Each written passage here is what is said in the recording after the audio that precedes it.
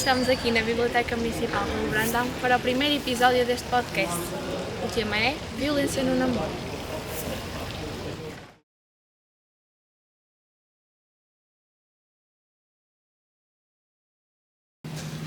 Sejam muito bem-vindos ao Aposta em Ti. O meu nome é Teresa Silva e este podcast é para ti. Aqui vamos falar sobre os desafios que enfrentas no dia-a-dia, sem fingir que está tudo bem quando não está. No episódio de hoje estamos na Biblioteca Municipal Raul Brandão, à qual quero agradecer à doutora da Biblioteca, a doutora Juliana Fernandes, pela cedência deste espaço magnífico. No episódio de hoje temos connosco a doutora Maria Fernandes, licenciada em Serviço Social com um percurso sólido e dedicada à intervenção social no município de Guimarães. Ao longo da sua carreira tem trabalhado diretamente no apoio a pessoas em situação de vulnerabilidade, sendo atualmente técnica de apoio à vítima e assistente social no Gabinete de Apoio à Vítima no município de Guimarães. Esclarecer que por motivos profissionais e de segurança da doutora Maria Fernandes, este episódio não terá imagem. Muito obrigada, doutora, por ter aceito este desafio. Obrigada eu, Teresa, a todos e a todas que se preocupam com este tema. É um tema muito importante, muito pertinente. Atualmente temos visto as notícias que têm passado neste caso. Eu não queria muito mencionar isso, mas é para as pessoas ficarem um bocadinho cientes que é um caso mediático, este caso do Epstein. E se pensarmos nisso, vamos aqui desenrolar uma série de situações e, de certa forma, sensibilizar as jovens e os jovens para este tema, para estas situações, infelizmente, que acontecem. Claro. Eu queria começar por dados que considero alarmantes e que vieram a público há poucos dias. O estudo sobre a violência no namoro divulgado pela Comissão para a Cidadania e a Igualdade de Género indica que 68,2% dos jovens inquiridos não consideram violência no namoro pelo menos um dos 15 comportamentos referidos no inquérito. Estes dados são preocupantes e alarmantes, significam que os jovens nem sempre sabem identificar o abuso. O que é afinal a violência no namoro? A violência no namoro é violência doméstica, ou seja, eu não queria muito abranger essa questão penal, porque também não é a minha área, mas temos, como técnica de apoio à vítima, a gente tem essa informação. De acordo com o Código Penal, o artigo 152, violência doméstica é perpetrada sempre com ex-cônjuge, ex-mulher, ex-marido, todo o tipo de relacionamento, ainda que não coabitem. A violência no namoro está também tipificada nesse artigo, ou seja, é violência doméstica, é um crime público e tem que ser denunciado como tal. Não há necessidade de alguém se expor com receio de represálias, mas pode fazer essa sinalização. Não sei se quer acrescentar alguma coisa, Teresa, porque isto é muito abrangente. Eu estou a tentar ser sucinta, mas é muito abrangente. Sim. E eu queria falar sobre o controle, porque no estudo era dito que era o comportamento que os jovens mais legitimam. E que formas de controlo é que devemos estar atentos? E sim, vocês, os jovens, agora usa-se muito as red flags, fala-se muito nas red flags e, de facto, esses sinais, para quem está na situação, não são muito evidentes. Mas, por exemplo, o controlo, não só um exemplo, mas o controlo do telemóvel, um namorado ou uma namorada, porque também há agressoras, temos que dizer isso, não há só agressores, há agressoras. O hábito que tem é pegar no telemóvel sem o consentimento. Isso não é uma coisa normal. Alguém que está connosco, seja homem, seja mulher, dependendo da orientação sexual, porque isso também é muito importante, tem que respeitar que o telemóvel não é dele. O telemóvel é daquela pessoa. Nem a questão de dizer, olha, posso pegar no teu telemóvel? Não, isso nem é viável, porque quando há um relacionamento saudável, há respeito. E a partir desse momento em que se retira um telemóvel, em que, seja com consentimento ou não, é uma coisa da pessoa, não tem que pegar. Essa questão do telemóvel. Portanto, as tais red flags. O controle de querer saber sempre onde a pessoa está. Podemos também falar nisso, o stalking, que é a perseguição, é tentar controlar todos os passos da vítima, neste caso a vítima, porque a violência no namoro são vítimas. E muita gente nem sequer sabe que a violência no namoro é violência doméstica, porque efetivamente é, como eu estava a referir no artigo 152 do Código Penal. E quem está envolvido ou envolvida, há uma dependência emocional tão grande que, estando envolvida, não consegue perceber que aquilo é violência doméstica pura. E se numa relação de namoro já começa assim, quando sair dali aquilo não vai correr bem. Não vai mesmo, de facto. Não vai mesmo correr bem. E há bastantes sinais. Esses sinais são muito evidentes. E é assim, nestes casos em que as pessoas envolvidas, porque faz parte de todos nós, não é? Se estivermos numa situação dessas, não temos o discernimento e o distanciamento necessários para conseguirmos perceber que de facto aquilo é controlo, a sensação de ser superior àquela pessoa, é a necessidade, e esse comportamento é um comportamento desviante, não é? Porque alguma coisa está ali naquela agressora ou agressora que o faz ter este tipo de atitude. Quer seja, e vamos ao extremo, nada é desculpa para a violência doméstica, nada, absolutamente nada. Quer seja um problema de adição, consumos, um problema mental, um problema de ter vivido num ambiente assim muito mau, famílias disfuncionais. Portanto, não há nenhuma desculpa para a violência doméstica. Outra questão é a manipulação psicológica. Porquê? Porque a manipulação psicológica faz com que a vítima vá acreditando que aquilo é normal, aquele comportamento, porque muita gente diz assim, ele tem ciúmes porque gosta muito de mim. Calma, os ciúmes têm que ser regrados, ele ou ela, é sempre ele ou ela, por favor, pensem nisso. Os ciúmes têm que ser regrados, um ciúme que passa para além daquilo que é, nós quando gostamos temos aquele ciúmezinho, mas esse ciúmezinho até é bom para a relação, não é? Agora, o ciúme ao ponto de proibir a vítima de andar com amigos, afastá-la da família, perseguir, estar em todo lado que a vítima vá, estar a controlar a tal questão do telemóvel. Há também depois a questão sexual, já agora também vou falar nos tipos de violência, no namoro e a violência ligada à violência doméstica. A questão sexual que, por muito que aquele relacionamento até já possa durar e tenha a vida sexual, como é óbvio e como é comum, mesmo estando nessa relação, se não quiser ter atividade sexual, passa a expressão, não querer ser tocada, não é obrigada a isso, ninguém tem, o corpo é nosso, é assim que tem que ser. Nós não devemos permitir que alguém nos toque se nós não queremos, cabe-nos a nós e estamos num país livre. E temos essa sorte, homens e mulheres, estamos num país livre, nesse aspecto que podemos dizer não é? A questão é mesmo esta, é a questão sexual, a questão económica. Por exemplo, um namorado ou uma namorada que se acha no direito de pegar no cartão multibanco ou tirar dinheiro à vítima, porque eu posso, não, de todo. A física já sabemos que são agressões, desde bofetadas, empurrões, beliscões, etc. Peço desculpa. A verbal, também já esquece, é mais muito evidente que é maltrato verbal, é tratar a pessoa de todo tipo e espécie e, portanto, isso causa aí uma moça muito grande, causa muitos danos nas pessoas.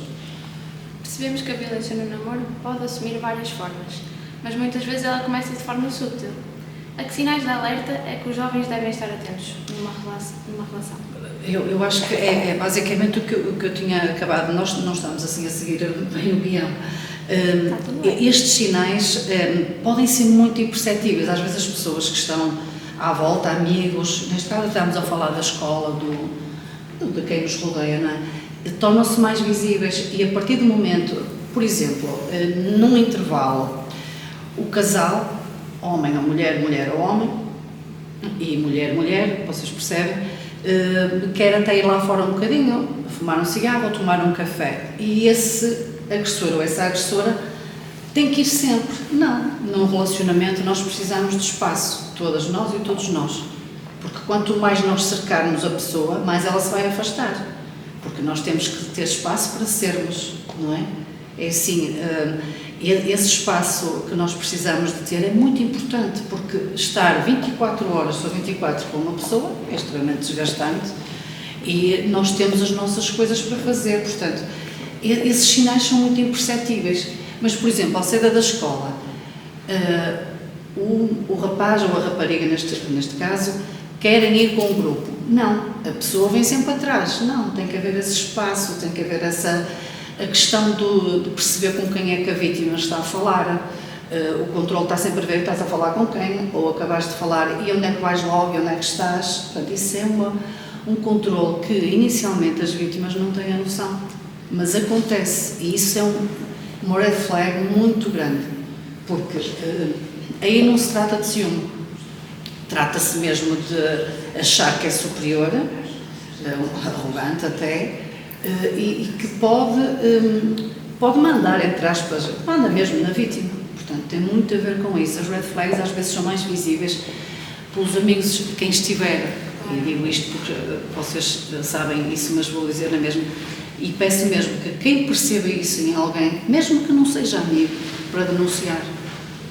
Nós vamos falar disso a seguir. Sim, mas a quem é que pode denunciar? O que é que, se tiver algum amigo a sofrer de violência no namoro, o que é que nós pode temos, fazer? neste caso, falando no contexto escolar, por exemplo, uma maioria das escolas ou agrupamentos têm psicóloga. A primeira coisa seria, uma psicóloga, e mesmo assistência social, é um trabalho, todos eles são de sigiloso, não se pode nunca falar, nunca ouviu, nunca deixou de ouvir. Portanto, nesta primeira fase, se não for o psicólogo, alguém de família, alguém de confiança, eu diria que a questão das red flags,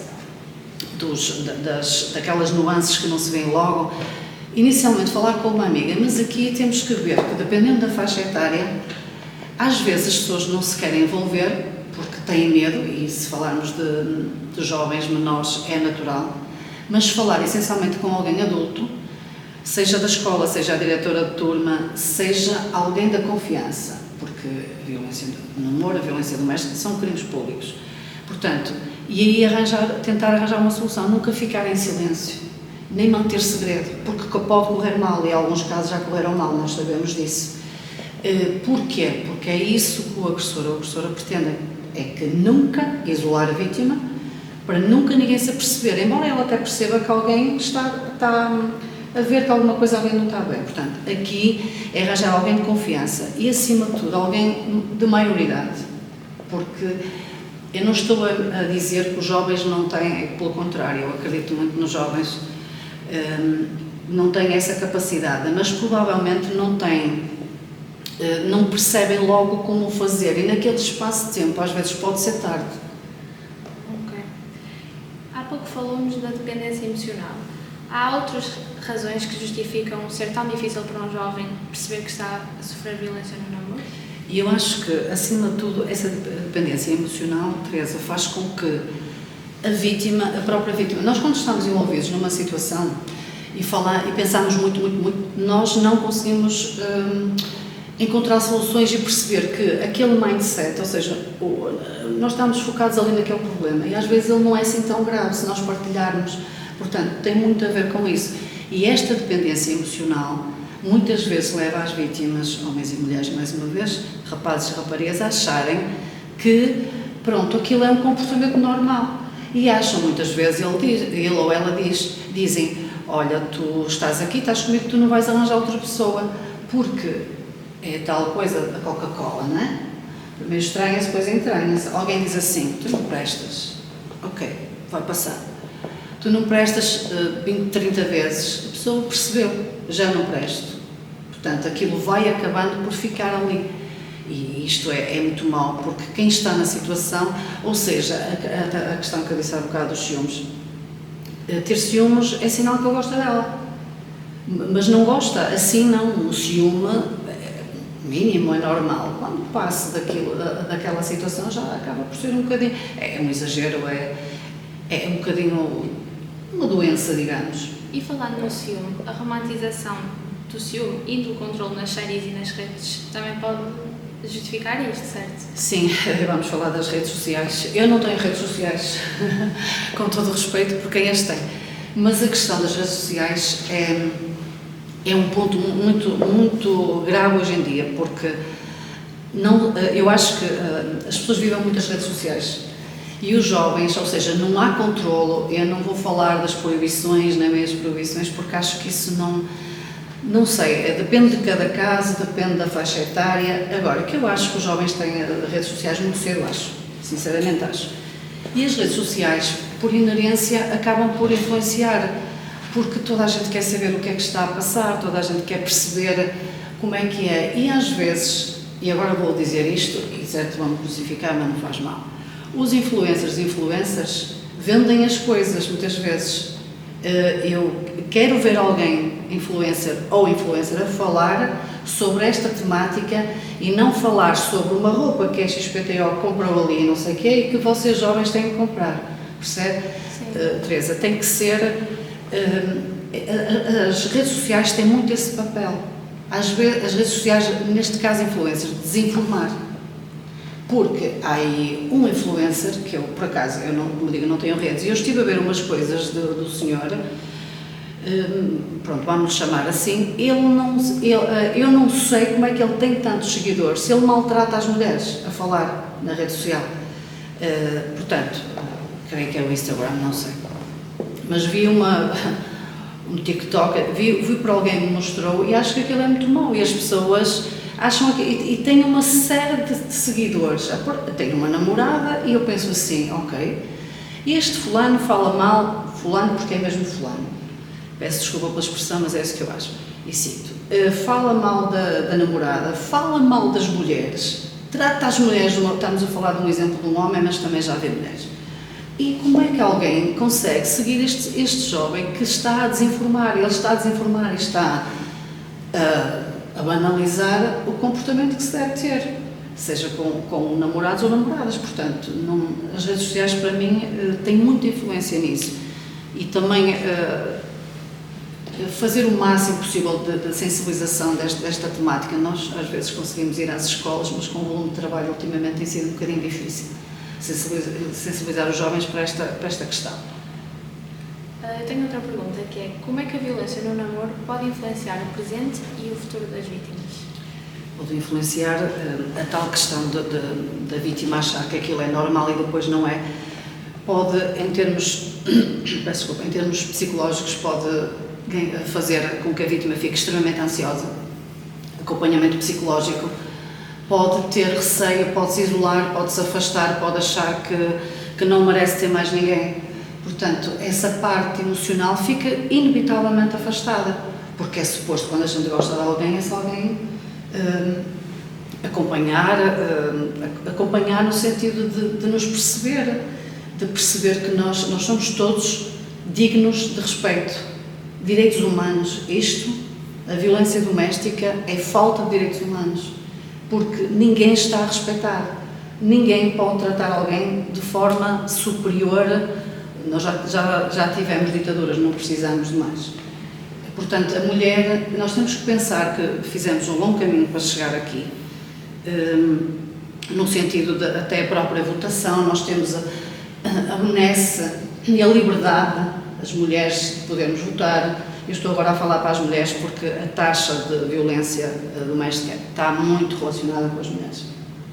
E assim, outras mulheres fizeram um caminho para chegarmos até aqui e não queria mesmo, e como técnica de apoio à vítima, como mãe também e como mulher, custa-me imenso que várias faixas da sociedade, influencers e algumas pessoas mais, que estejam a tentar tirar esses direitos, essa liberdade que nós conseguimos adquirir até aqui. Portanto, eu peço mesmo, neste caso, não só às meninas, aos meninos, meninas e mulheres e homens, para pensarem um bocadinho nisso, porque a violência doméstica, a tal questão que estávamos a dizer, não é, ou seja, não é uma coisa que se tenha que passar ao lado, é crime público. Quem souber de alguma situação tem que sinalizar e pode sinalizar anonimamente.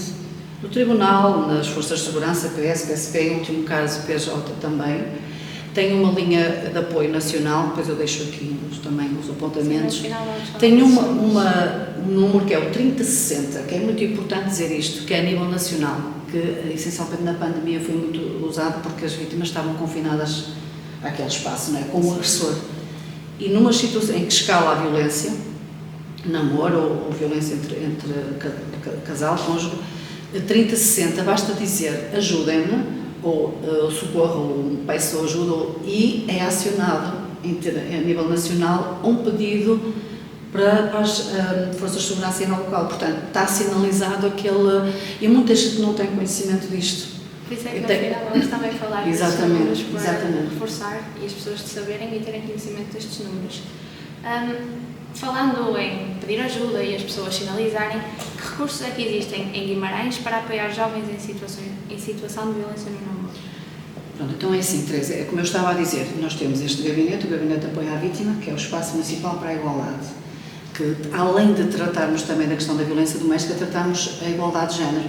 Portanto, fazemos atividades e também vamos às escolas e trabalhamos isto, temos um plano para a igualdade de género e não discriminação, que vai agora, está quase também a sair, está preparado, estamos a finalizar para sair. Temos, além dessas iniciativas todas, temos as tais ações de sensibilização nas escolas e todas as entidades que solicitem. E outras atividades, e é um plano extenso que depois vai ser apresentado ao público.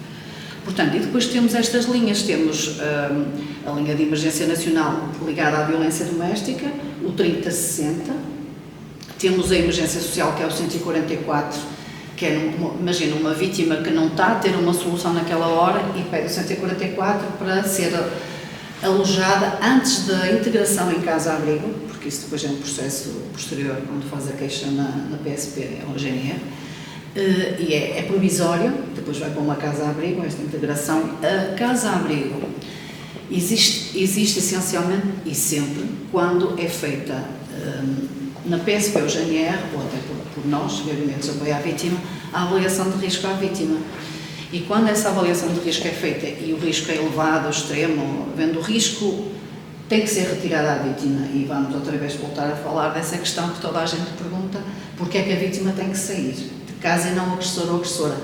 Porque como a vítima está em risco, antes de acontecer alguma coisa, vamos retirar a vítima e depois o tribunal vai perceber o que é que se passa para ver as medidas que já aconteceu, o agressor ser, portanto, apanhado em flagrante delito e vai preso, não é? E a vítima já não sai, fica ali.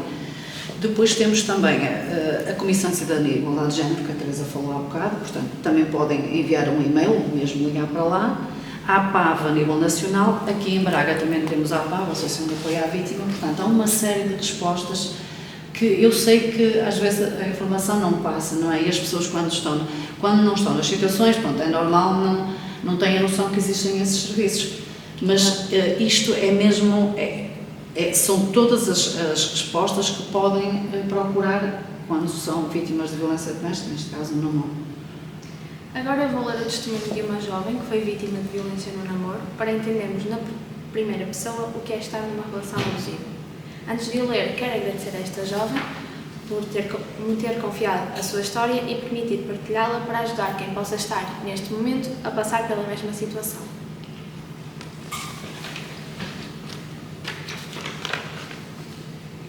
Quando comecei aquela relação, achei que tinha encontrado alguém que gostava muito de mim.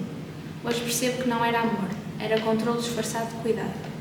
No início eram só comentários, que eu não precisava de sair maquilhada, que me estava a arranjar para chamar a atenção. Depois passaram a regras, deixei de poder ter amigos rapazes. Afastei-me das minhas amigas porque ele implicava com o facto de elas conviverem com rapazes. Sem dar conta, comecei a ficar isolada. Ele tinha acesso ao meu Instagram, lia as minhas conversas, controlava quem eu seguia. Tinha a minha localização ativa e notificação quando eu entrava ou saía de casa e queria saber cada passo que eu dava. Eu mandava vídeos para provar onde estava. Cheguei ao ponto de gravar o meu quarto para mostrar que estava sozinha. E mesmo assim, nunca era suficiente. A desconfiança era constante. Dizia que tinha nojo de mim por eu já ter tido relações antes dele. Fez-me sentir vergonha do meu passado, como se eu tivesse feito algo errado. Aos poucos, comecei a duvidar de mim própria. Ironicamente, acabou comigo porque eu não me arranjava. Passados meses de não nos falarmos, ligava-me de madrugada a dizer que me tinha visto em sítios onde eu nem estava. Ameaçou descobrir os sítios onde eu saía e disse que se eu tivesse outra pessoa, a espancava. Isto não foi amor, foi controle, foi manipulação, foi violência. E eu falo sobre isto porque a violência no namoro não começa com um estalo. Começa com pequenas proibições, com ciúmes exagerados, com a perda da nossa liberdade. E quando damos por nós, já estamos a viver com medo. Ninguém merece sentir-se vigiada, diminuída ou ameaçada numa relação. Tendo em conta este testemunho, gostaria de perguntar-lhe que mensagem é que gostaria de deixar a quem nos está a ouvir e está a passar pelo mesmo. É que nós estamos a falar, Teresa. O que está aqui descrito é aquilo que nós temos vindo a falar na entrevista. É o controlo. É assim, a questão do corpo. O corpo é meu. O corpo é meu. Ninguém tem que dar opiniões sobre o corpo. Primeiro, há uma falta de respeito alguém dar opiniões sobre o corpo de alguém. Começa logo por aí. Porque ninguém escolhe o corpo que tem, não há corpos perfeitos, mesmo os modelos não são perfeitos, os modelos não são perfeitos. O corpo é meu, é tal questão da parte sexual, não querer, não quer.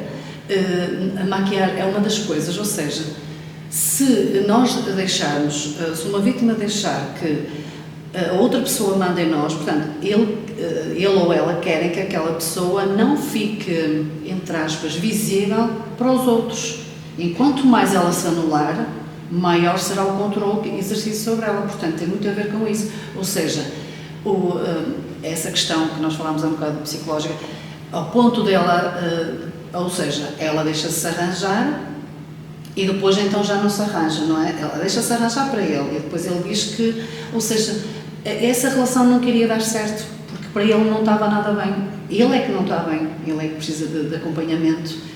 E as pessoas normalmente fazem isso quando não estão bem com elas, têm tendência, e especialmente uma relação tóxica, isto é uma relação tóxica, a culpabilizar sempre o outro pelas atitudes que têm. É muito fácil fazer isso, não é? E o conselho que eu tenho é como disse muito bem essa vítima, não começa com estalo, a violência doméstica, começa de uma forma muito sutil, muito sedutora. O agressor e a agressora são muito sedutores para cativar e depois aos bocadinhos vão tirando a liberdade àquela pessoa, que é assim que funciona. Portanto, o que eu aconselho mesmo é não terem medo de denunciar, claro que com os devidos cuidados, porque dependendo de cada caso, e neste caso há uma ameaça de agressão física e pode correr muito mal além da ameaça de agressão física, tem que ter cuidado quando vai falar com alguém. Pode, imaginemos, mais uma vez num contexto escolar, pode falar com alguém que o conhece, mesmo naquele grupo de amigos que é só da vítima, podem conhecer, podem lhe dizer e pode acontecer uma coisa muito má. Portanto, eu aconselho sinceramente, com o respeito que eu tenho por todos os jovens, sejam, neste caso, menores, mas, por favor, falem sempre com alguém adulto que possa ter aquele distanciamento e possa ser assertivo, e pela experiência de vida que tem, e também não vamos generalizar, porque também há adultos que, pronto, valha-me Deus, mas alguém que seja responsável e que perceba que, de facto, é uma situação que não é de brincadeira. A violência no namoro não é brincadeira, a violência doméstica não é uma brincadeira, é uma coisa muito séria. E a estatística em Guimarães, a estatística a nível nacional está a crescer, infelizmente. E porquê? Porque talvez agora haja mais informação e as pessoas não tenham medo de pedir ajuda. Há que estar sempre atento aos sinais, sempre, sempre, sempre, e não ter medo de denunciar. E sinceramente espero que esta jovem, que supostamente sabe que a Teresa vinha cá, que se precisar de alguma coisa só tem que cá vir. Ok. Espero ter ajudado e foi um gosto muito grande estar aqui contigo. Foi um gosto também ter esta entrevista. Obrigada pelo convite também. Obrigada. Antes de terminarmos, quero reforçar, ninguém tem que passar por isto sozinho. Se estiveres em perigo imediato, liga 112. Podes contactar a linha de informação às vítimas de violência doméstica através do 800 202 148, gratuita, confidencial e disponível 24 horas por dia. Se não puderes falar, envia SMS para o 3060. A APAV, nos dias úteis das 8 horas às 23 horas, disponibiliza apoio pelo 116 006 e pela linha Internet Segura, 800 219 090. Também tens disponível o chatbot em chatbot.apav.pt ou então atendimento por videochamada e o Surging, intérprete de língua gestual portuguesa, nos dias úteis das 10 às 18. Estes contactos vão aparecer no final deste podcast. E obrigada mais uma vez por ter aceito o meu convite. E tudo bom para todas e todos. No próximo episódio vamos falar sobre a ansiedade. E não te esqueças, pedir ajuda é um ato de coragem.